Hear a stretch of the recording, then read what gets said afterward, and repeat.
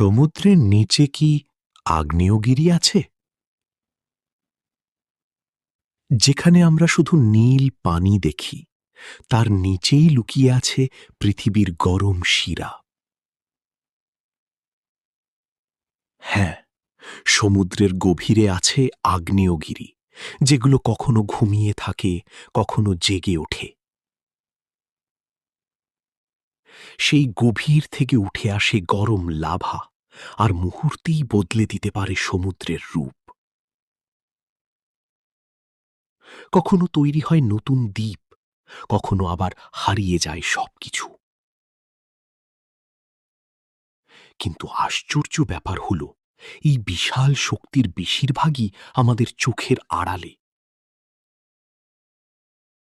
তাই সমুদ্র শুধু পানি না, এটা পৃথিবীর ভেতরের আগুনেরও লুকানো গল্প।